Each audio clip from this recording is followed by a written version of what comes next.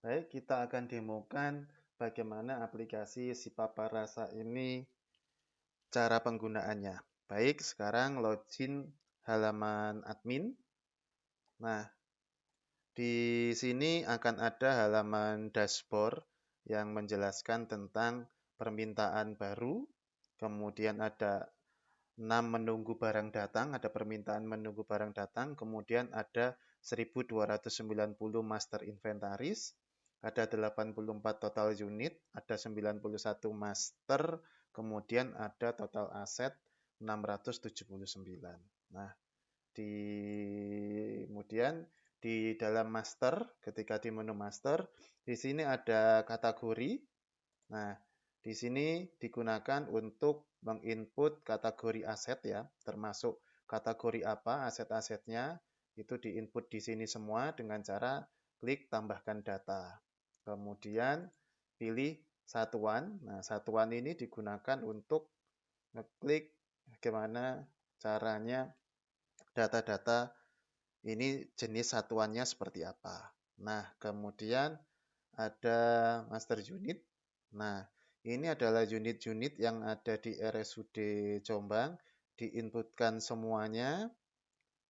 Nah, dengan cara tambah data untuk pembuatan master unit. Kemudian ada master ruangan, ada ruangan apa saja. Kemudian ada vendor. Nah, data vendor ini untuk melakukan kalibrasi ataupun service dengan menginputkan data-data vendornya. Kemudian ada supplier. Nah, supplier dari mana saja juga didata semua supaya setiap transaksi keluar masuk itu tercatat suppliernya. Kemudian ada data aset. Data aset ini juga tercatat semua disesuaikan dengan kode rekeningnya. Nah, seperti ini pemilihan kode rekeningnya. Kemudian ada jenis penjadwalan, ada kalibrasi, servis, ada perpajakan, tahun pajak. Maintenance untuk yang pajak itu ada di sini.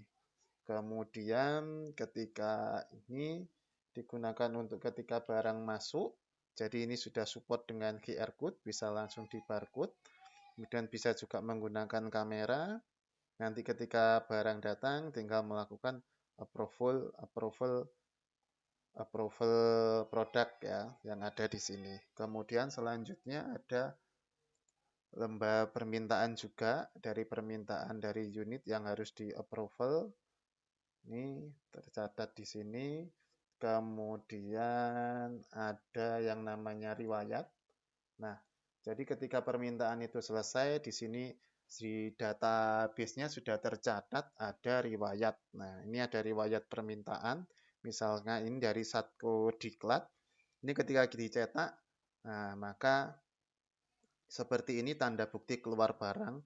Semuanya tercatat dari perbekalan kepada Satko Diklat. Nomornya, barangnya apa, dan ini sudah support dengan tanda tangan QR code. Nah, selanjutnya contoh misalnya ini ada instalasi hemodialisis. Nah, ini juga semuanya tercatat dengan baik. Ada tanda bukti pengeluaran barang, kemudian ada nama barangnya, jenisnya, ada harganya seperti ini.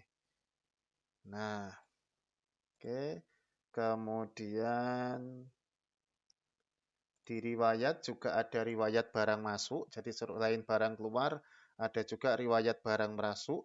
Semuanya tercatat. Jadi kalau ini di klik detail, nah tercatat semua mulai kodenya, nama barang, jumlahnya, dan barang datangnya berapa, jumlah di approval berapa, yang datang berapa, semuanya tercatat mulai dari tanggal pengajuan hingga tanggal datangnya barang, semuanya tercatat ya, terdokumentasi dengan baik. Kemudian ada closing stock. Nah, closing stock itu digunakan ketika untuk mengetahui data-data di akhir bulan, harganya, jumlahnya, semuanya terekap.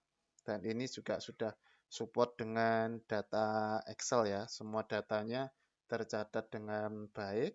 Kemudian ini ada laporan. Nah, di dalam laporan ini misalnya 1 bulan, ada tribulan, ada laporan 6 bulan. Nah, 1 bulan, tinggal pilih bulan September, maka klik cetak. Nah, nanti kalau sudah klik dicetak, maka nanti akan ada di download sebelah sini. Nah, seperti ini tampilannya. Nah, ada ATK, linen, spare part, cetak, bangunan, kebersihan, listrik, pembungkus, inventaris, semuanya tercatat sesuai dengan format Excel, jadi bisa digunakan dengan baik. Nah, saya rasa ini yang bisa didemokan untuk di halaman admin. Selanjutnya kita akan coba tes untuk demo di bagian unit.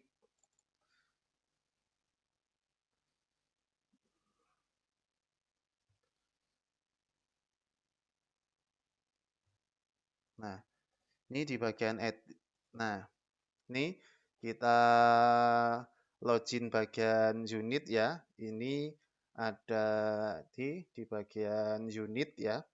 Nah, kemudian di bagian unit ini bisa melihat jumlahnya, jumlah ruangan, jumlah riwayat. Juga bisa melihat lembar usulan. Ketika membuat usulan, maka unit tinggal mengeklik di sebelah sini, mengusulkan usulannya. Nah, kemudian ketika lembar permintaan, ini seperti B29, ini juga sudah ada riwayatnya dan bisa dicetak secara elektronik. Seperti ini.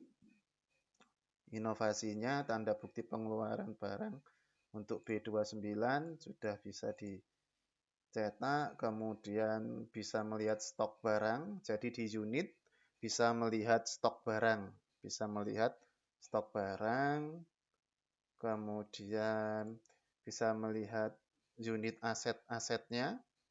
Misalnya ini bisa melihat aset dan bisa melihat kondisinya, historisnya, dan bisa melihat, bisa nyetak stiker. Nah, ini adalah contoh stiker aset yang bisa dicetak dan ditempelkan di asetnya. Sudah ada, termasuk spesifikasi, juga bisa dilihat dengan baik. Di unit aset ini semuanya tercatat ya, aset-asetnya, dan juga bisa dilihat kondisinya. Dan saat ini berada di ruangan apa, di pavilion.